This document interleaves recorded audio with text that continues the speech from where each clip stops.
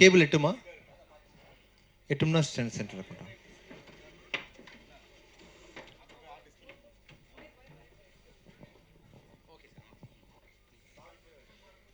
நீங்கள் வாங்க.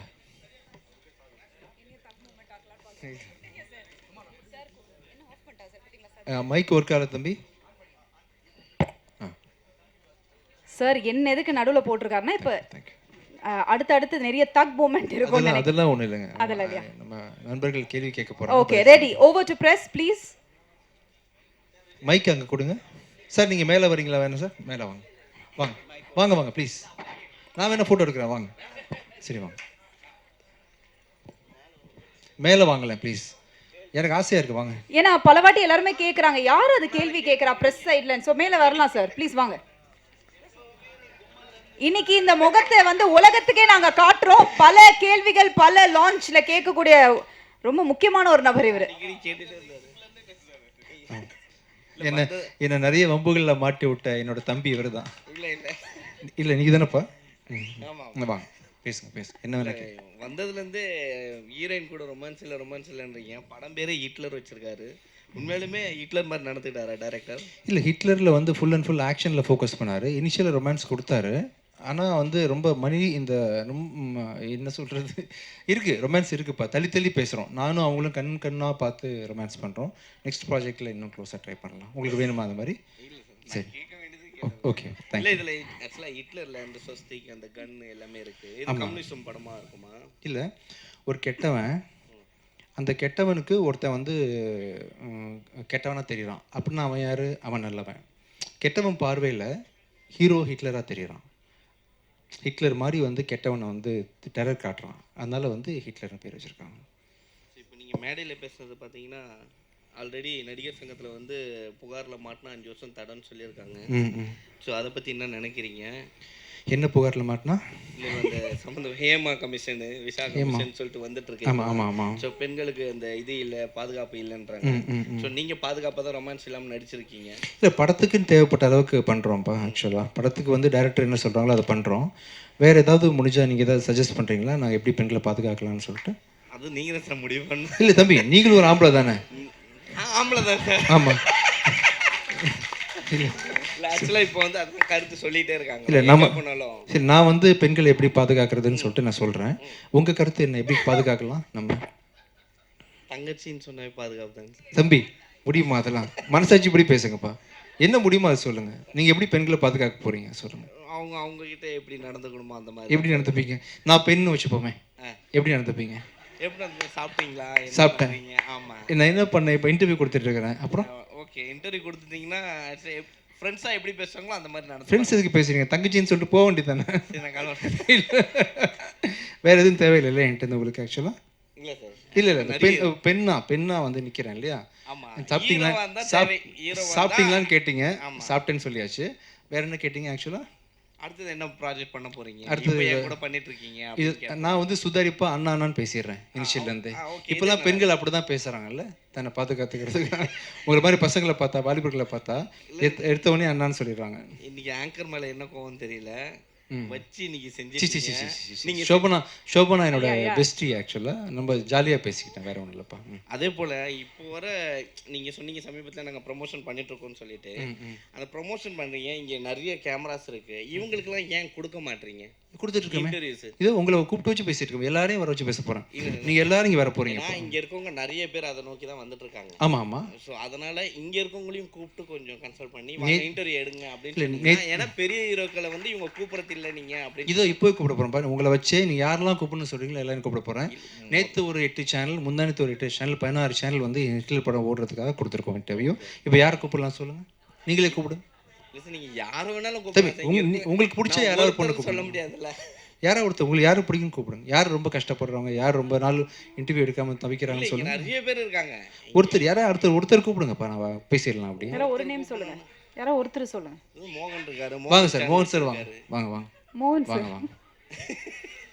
வாங்க ப்ளீஸ் மேலே வாங்க. என்ன அவர் ஹாய்ன்றாரு, உங்களை கூப்பிடுறாங்க சார். ஹாய் அப்படின்றாரு. மைக் தேங்க்யூ வாங்க. என்ன செஞ்சுட்டு இருந்தாரு? சி தம்பி நான் செய்கிற மாதிரியா இருக்குது. எவ்வளோ அன்பாக பழகிறேன், அன்பாக பேசிகிட்டு இருக்கேன் சார். தம்பி இது உண்மை மனசு மனசு சொல்லுங்கப்பா. இல்லை உண்மைதான் சார். சரி சரி.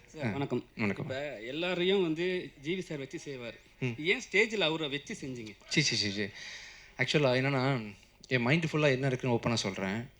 எப்படியாவது பண்ணி இந்த ப்ரொடியூசரை காப்பாற்றிடணும், அதை தவிர்த்து எனக்கு எதுவுமே இல்லை. ஒரு குட்டிக்காரன் அடிக்கணும், ஏதாவது ஒன்று பேசணும். இது என் ப்ரொடக்ஷன் கிடையாது. இதில் உள்ள எதுவாக இருந்தாலும் அது ராஜா சார் தான் பொறுப்பு. பின்னாடி டிஸ்பிளே வேறு ஒர்க் ஆகலை. ஒருவேளை ஒர்க் ஆச்சுன்னு சொன்னால் ஹிட்லர்னு தெரிஞ்சிருக்கும். இந்த இடத்துல ஒரு ஹீரோவாக ஏதாவது பண்ணி ஏதாவது காப்பாற்ற முடியுமே. என்னை நம்பி வந்து ஐஸ்வர்யா தத்தா இருக்காங்க, அந்த ஒரு பொண்ணு நடிச்சிருக்கிறாங்க, இந்த டீம் சம்மந்தப்பட்டிருக்காங்க. தனாவோட வாழ்க்கை இது 4 வருஷம் கழிச்சு ஒரு படம் நடிச்சிருக்கிறாரு. இவங்களுக்கு ஏதாவது ஒன்று பண்ணுமேன்றதுக்காக, இது என்னோட தனிப்பட்ட நேச்சர் கிடையாது. இந்த படத்துக்காக என்ன பண்ணுறதுக்காக சாரை கூப்பிட்டு ஒரு கலகலன்னு போட்டு அதெல்லாம் நீங்கள் மீடியாவில் போடுவீங்க, மக்கள் பார்ப்பாங்க, இது ஹிட்லர் சம்மந்தப்பட்ட விழான்னு தெரியும். ஸோ அதனால் வந்து படத்தை பார்ப்பாங்க, புக்கிங் நடக்கும், எல்லோரும் இந்த படத்தை பற்றி சம்மந்தப்பட்டவங்க எல்லோரும் சந்தோஷமாக இருப்பாங்கன்றதுக்காக பண்ண வேலை தான், மற்றபடி வேறு ஒன்றும் இல்லை. படத்துக்கு வந்து ஹிட்லர் பேர் வச்சுருக்கீங்க. உண்மையான ஹிட்லருக்கு வந்து ஒரு புகழ் ஒன்று பிடிக்கும், அவருக்கு புகழ் பிடிக்கும், வெற்றி பிடிக்கும். அதே மாதிரி விஜய் ஆண்டனிக்கு வந்து கிசு பிடிக்கும். இந்த ஹிட்லருக்கு என்ன பிடிக்கும்? இந்த ஹிட்லருக்கு ஒன்றும் இல்லை, தனாவோட சொன்னேன் இல்லையா, ரொம்ப அருமையான டைரக்டர், ரொம்ப அருமையான ப்ரொடியூசர். இவங்களோட வெற்றி எனக்கு பிடிக்கும். அவங்க ஜெயிக்கணும், அவங்க வெற்றி எனக்கு பிடிக்கும். இந்த படத்தை பொறுத்த வரைக்கும் எனக்கு இந்த மூமெண்ட்டில் என்னோடய தேவையில்லாமல் 27 செப்டம்பர் மாதம் ரிலீஸ் ஆகக்கூடிய என்னோடய படம் வெற்றி அடையணும், ஓடணும். அதுக்குரிய தகுதி அத்தனையுமே இந்த படத்துக்கு இருக்குது. எல்லோரும் நல்லா இருக்கணும், அவ்வளோதான். சார், லாஸ்ட் படம் வந்து இப்போ வந்து ஒரு படம் ரிலீஸ் பண்ணணும் போது ரொம்ப கஷ்டப்படுவாங்க ஆக்டரும் சரி டிஸ்ட்ரிபியூட்டரும் சரி யாராக இருந்தாலும், சரிங்களா? ஆனால் வந்து திடீர்னு ஒரு ஸ்ட்ரகிள் வருது. ஒரு படத்தை வந்து ரிலீஸ் பண்ணிட்டாங்க, அந்த இடத்துல வந்து ஒரு ஸ்ட்ரகிள் வருது. அப்படி எப்படி சார் நீங்கள் ஹேண்டில் பண்ணுறீங்க? லாஸ்ட் படம் உங்களுக்கு ஒரு பெரிய பிரச்சனை வந்தது, ஃபர்ஸ்ட் ஷோவே பிரச்சனை வந்தது, எப்படி நீங்கள் ஹேண்டில் பண்ணீங்க அது? இல்லை, அது முடிஞ்ச வரைக்கும் எவ்வளோ தூரம் முடியுமோ. இப்போ நீங்கள் ஒருத்தர் ஆக்சிடென்ட் ஆகி கீழே விழுந்து கிடக்குறாங்க, நீங்கள் எப்படி ஹேண்டில் பண்ணுவீங்க? எல்லாருக்கும் ஒரு மனுஷங்க தூக்கி விடுவோம் இல்லையா, அந்த மாதிரி முடிஞ்ச வரைக்கும் நம்ம அந்த துறையில் இருந்துக்கிட்டு அதுக்கு என்ன செய்யணுமோ அதை பண்ணுறோம், அவ்வளோதான். சரி சார், எப்பவுமே வந்து நீங்கள் விஜய் ஆண்டனி சார் வரும்போதெல்லாம் அவங்க ஒய்ஃபை கூட்டின்னு வருவாங்க. ரொம்ப சமீப காலமாக இல்லை, ஏன் அவங்க வந்தாங்கன்னா ஹீரோயின் கூட ரொமான்ஸ் பண்ண முடியாதுனாலையா? இல்லை, அப்படி இல்லை, கொஞ்சம் அவருங்க வேறு சில விஷயங்கள்னால கொஞ்சம் வீட்டில் இருக்கிறாங்க. மேபி இன்னும் ஒரு 1 இயர் கழிச்சு இன்னும் சகஜமாக நிலைமைக்கு வந்துடுவாங்க, கூட்டுருவாங்க, அவசியம் கூட்டுருவாங்க. அக்காவை கூட ரொமான்ஸ் பண்ணிங்களா? என்ன சார் அர்த்தம்? இல்லை, அப்படி வினைத்தாண்டி வருவாயில் ஜெஸ்ஸி தான் அவர் ரொமான்ஸ் பண்ணியிருப்பார். சிம்பு ஆக்சுவலாக அவங்க அக்கா தான் ஜெஸ்ஸி. அதான் அது மாதிரி கௌதமேன் சார் இருந்ததுனால அப்படி ஆரம்பிச்ச போது அவங்க அக்கா கிடையாது, ஃப்ரெண்டு தான், சின்ன பொண்ணு தான். ஒரு 16 வயசு இருக்குமா உங்களுக்கு? ஐயா விட்டுருங்க ஐயா, எதுக்கு இத்தனை கேமராஸை போட்டுட்டு ஐயா உங்களுக்கு ஓகேவா? ஹாப்பி ஆயிடுச்சா? நீங்க இன்டர்வியூ எடுக்கணும், உங்க நண்பன் எடுத்துட்டீங்க, வேற ஏதாவது கேள்வி இருக்கா? வேற என்ன கேட்குறாங்கன்னா, ஒரு பர்சனலாக ஒரு சேனலுக்கு போயிட்டு சின்ன சேனல் கூப்பிட்டா யாரும் பெரிய ஆக்டர் யாரும் கூப்பிட்றது கிடையாது. இப்போ விஜய் ஆண்டனி மாதிரி ஒரு பெரிய ஹீரோ வந்து கூப்பிட்டாங்கன்னா அவங்களுக்கு வந்து ஒரு அங்கீகாரம் கிடைக்கும். அதுக்காக தான் இந்த வார்த்தை கேட்குறோம் நாங்கள். சந்தோஷம், ரொம்ப சந்தோஷமா இருக்கு. வேற யாரை கூப்பிடலாம் நீங்கள் சொல்லுங்க, கூப்பிடலாம். டேரக்டே இல்லை சார், நீங்கள் இன்டர்வியூ வந்து அவங்க ஆஃபீஸில் கூப்பிட்டாலும் வந்து பண்ணி கொடுப்பாங்க. கண்டிப்பாக பண்ணலாம். இப்போதைக்கு உங்கள் ஆசையை திருப்தி பண்ணுறதுக்காக ஏதாவது ஒருத்தர் கூப்பிட்டுருங்க. பாலா கூப்பிட்டுமே பெருந்தச்சு வாங்க சார். ரிங்கு கார்த்தினா இருக்காரா? இல்லை, வேற யாரு தோணுனா கூட மேலே வரலாம், என்கிட்ட கேள்விகள் கேட்கலாம், பேசலாம், ஜாலியாக இருக்கலாம். வாங்க. விமல் சும்மா இருக்க மாட்டே, விமல் கேப்பி வாங்க, யாராவது சும்மா வாங்க, என்ன வேணா பேசலாம், வாங்க, ஜாலியாக இருப்போம். வாங்க. விமல் யாரு? இன்னைக்கு எந்த ப்ரோக்ராமும் இல்லைன்னு நினைக்கிறேன். நாகராஜ் சார் வாங்க. இருக்காரு. வாங்க தம்பி. யாராவது என்ன நாகராஜ்னு எல்லாருமே கோரஸா கூப்பிடுறாங்க, யார் அவரு? ஓ, யாரா வராங்களா? தந்தி டிவிலேருந்து ஒருத்தங்க வந்துட்டு இருக்காங்க. வாங்க தம்பி, வாங்க. ஃபோன் பேசிட்டே வராரு சார். அவர்கிட்ட என்ன கேள்வியெல்லாம் கேட்கலான்னு கேட்டு வராங்களா மேனேஜ்மெண்ட்டில்? அப்படியே ஏறி வந்துடுங்கப்பா, படி வழி ஏறின டைம் ஆகும். கிங்ஸ்லி அண்ணன் கூட நீ வரல. யாரு? கிங்ஸ்லி. தெரியல தம்பி. ஹலோ சார், நல்லா இருக்கீங்களா? நாகராஜ் யாருன்னு தெரியல, ப்ளீஸ் வாங்க சார். AMN TV நாகராஜ் அவர்கள் ப்ளீஸ் வாங்க மேல. ஆஹா, என்ன சார் உங்களுக்கு இவ்ளோ ஃபேன்ஸ் இருக்காங்க போல. என்ன சார், விஜய் ஆண்டனி சார் ப்ரமோஷனுக்கு அவரை கூட்டு போயிடலாம் போல நீங்க. பயங்கர ஃபேன். வாங்க தம்பி, வாங்க தம்பி, நீங்க ஏதாவது கேள்வி கேட்கலாம். நாகராஜ் சீக்கிரம் வாங்க. ஒரு நிமிஷம் போங்க. கேளுங்க. கேளுங்கப்பா. தந்தி சேனலில் வந்து நம்மளோட இன்டர்வியூ கொடுத்துருக்கீங்க சார். ஓகேப்பா, பண்ணியாச்சு இன்டர்வியூ. சரிப்பா. உங்ககிட்ட நான் கேட்குற கொஸ்டின் என்னன்னா, நீங்கள் பண்ணுற படத்தில் உங்களோட மியூசிக் இருக்கணும்னு ஆசைப்படுறோம் சார். கண்டிப்பாக ஏன்னா ஆக்சுவலாக ரொம்ப மிஸ் பண்ணுறோம், நீங்கள் மியூசிக் பண்ணுறதில்ல அப்படிங்கிறது. இந்த படத்தில் ஒரு சாங் நீங்கள் மியூசிக் பண்ணியிருந்தாலும் ஒரு சாங் பாடியிருக்கேன் மெர்வின்காக ஆக்சுவலாக. அந்த பாட்டு மியூசிக் பண்ணணும். மியூசிக் பண்ணுறேன். இந்த படத்தில் வந்து இன்னொருத்தங்க மியூசிக் போட்டோம் இல்லையா. நம்ம அடுத்த படம் வந்து லியோ ஜான் பால் டைரக்ஷனில் டிசம்பர் ரிலீஸ் ஆகுது. அருவி டைரக்டரோட படம் வந்து அடுத்த சம்மரில் ரிலீஸ் ஆகுது. அது 2 படத்துக்கு நான் தான் மியூசிக் பண்ணுறேன். ஃபுல் படம் நீங்கள் மியூசிக் பண்ணுறேன், இதுக்கப்புறம் பண்ணுறேன் கண்டிப்பாக. ஒரு சாங்காவது பண்ணுங்க சார். கண்டிப்பாக ஃபேன்ஸ் நிறைய பேர். ஃபுல் படம் பண்ணுறேன், ஃபுல் பண்ணுறேன். சார் அதே மாதிரி இந்த படத்தில் ஹிட்லரில் வந்து ஒரு பெப்பியான சாங் ஒன்று இருக்குது. ஆமாம். அந்த சாங்கில் வந்து பார்த்தீங்கன்னா ஒரு ஹீரோயின் மேலே நோட்டையெல்லாம் தூக்கி போட்டு ஆடுற மாதிரி என்ன பாட்டு இப்போ ஐஸ்வர்யா பண்ண அந்த அந்த பாட்டு. பெர்ஃபார்மன்ஸ் ஆமாம் சாங். ஆமாம் ஆமாம் ஆமாம். நீங்கள் வந்து நிறைய நல்ல படங்கள் கொடுத்துட்ருக்கீங்க, நல்ல கருத்துள்ள படங்கள் கொடுத்துட்ருக்கீங்க. அந்த மாதிரி சீன்கள் உள்ள பாடல்களை தவிர்த்துடலாம்ல சார்? ட்ரை பண்ணுறப்ப ஆக்சுவலாக என்ன நடக்குதுன்னா நடக்குது உலகத்தில் வந்து. நீங்கள் துபாயில் பார்த்தீங்கன்னா பெல்லி டான்ஸ்லாம் ஆடும்போது பணத்தை தூக்கி போடுறாங்க. அப்போ தூக்கி போடுறவன் கெட்டவன் பாரு, இந்த மாதிரி கெட்டது செய்கிறான் பாரு அப்படின்னு அந்த கெட்ட விஷயத்தை காட்டினா தான் நல்ல விஷயத்தை காட்ட முடியும். இப்படி போடாதீங்கன்னு சொல்கிறதுக்கு படத்தில் ஒரு சீன் வச்சு போட்டு தானே அவனை வில்லனாக்க முடியும். அப்படி ஒரு சீனாக தான் இருக்கும். தேவையான லெவலில் தான் சோஃபார் தானே இந்த படம் ஃபுல்லாக எடுத்திருக்காரு. நீங்கள் படம் பார்த்தப்போ உங்களுக்கு தெரியும் ஆக்சுவலாக. கண்டிப்பாக. Thank you so much. தேங்க்யூ. எனக்கு ஒரே ஒரு கொஸ்டின் கேட்கணும். ஆக்சுவலாக விஜய் சார் வந்து இந்த சினிமா விட்டு லாஸ்ட் மூவி அதை விட்டு கிளம்புறாரு அப்படின்னு சொல்லிட்டு எல்லா ஃபேன்ஸ் வந்து எல்லாருமே நடிகர் எல்லாருமே கொடுத்துட்டு இருக்காங்க. ஸோ நீங்கள் என்ன சொல்ல வரீங்க அவர் சினிமா விட்டு போகிறத பற்றி? இல்லை, நல்ல கலைஞர், நிறைய திரையரங்களை நிரப்பிட்டு இருக்கிறாரு. அவங்களுக்கு பெரிய ஃபேன் ஃபாலோவிங் இருக்குது. தொடர்ந்து நடிக்கணும். பட் அவர் நினச்சிருக்க விஷயத்த பண்ணிட்டு நடிக்க முடியாது இல்லையா. ஒருவேளை ஜெயிச்சிட்டாருன்னா நடிக்க வாய்ப்பு கிடையாது. ஸோ அதனால் காலம் தான் பதில் சொல்லணும். எனக்கும் என்ன நடக்க போகுதுன்னு தெரியல, வெயிட் பண்ணிகிட்ருக்கேன். தேங்க்யூ. அவ்வளோதானா? வாங்க மேலே வாங்க. உங்கள் லைஃப்பில் வந்து ஹிட்லர் யார்? என் லைஃப்பில் ஹிட்லரா? இந்த படத்தில் நான் தான் ஹிட்லர். இல்லை, உங்கள் லைஃப்பில் பொறுத்த வரைக்கும் எத்தனையோ மூவி நீங்கள் பண்ணியிருக்கீங்க. மூவிக்கு வெளியேயும் பண்ணியிருக்கீங்க, உள்ளேயும் பண்ணியிருக்கீங்க, உங்கள் லைஃப்லையும் பண்ணியிருக்கீங்க.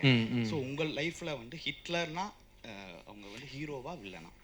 இல்லை, பேர் தான். இப்போ ஆண்டனின்றது மார்க் ஆண்டனி வந்து பாஷாவில் வந்து வில்லன். நான் வில்லனா?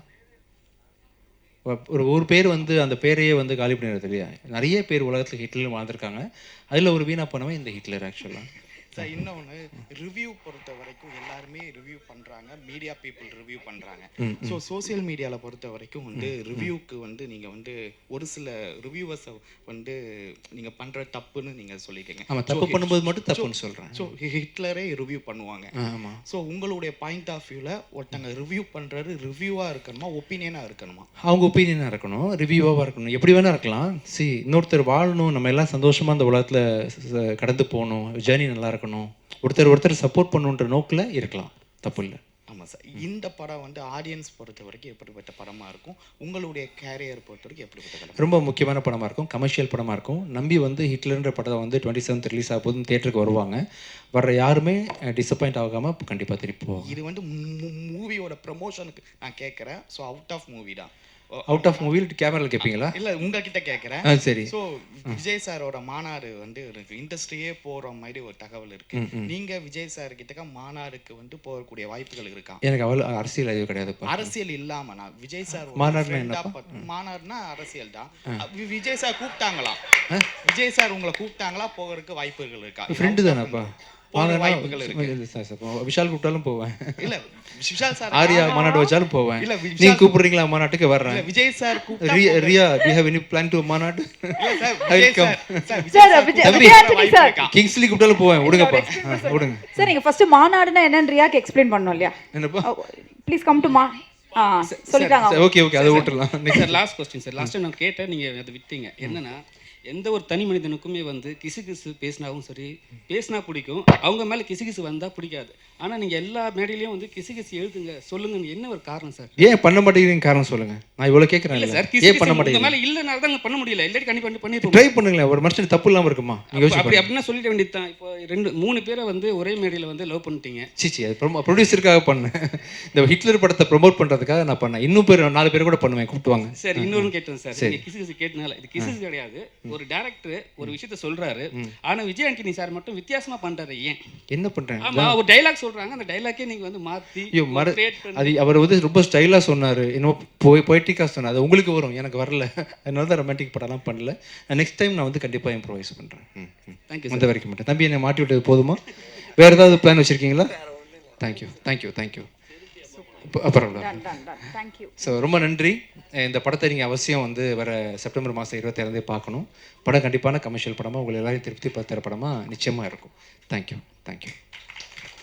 Thanks to Press and Thank media you, friends. thank Thank you, you so Shobana. much. Thank you so sir. much. Thank you. Thank you Satish, ரொம்ப தேங்க்யூ. டிஜிட்டலிக்கும் என்னோட டிஜிட்டலி ஜெகதீஷ் இருக்கீங்களா? தேங்க்யூ ஜெகதீஷ். சதீஷ் அண்ட் ராமஜெயம் அவர்களுக்கும் மிகப்பெரிய நன்றிகள். ஒவ்வொரு வாட்டியுமே ப்ரெஸ் மீட் எல்லாம் அவ்வளோ அழகாக ஆர்கனைஸ் பண்ணுறீங்க சார். அடுத்த ப்ரெஸ் மீட்டுக்கு நான்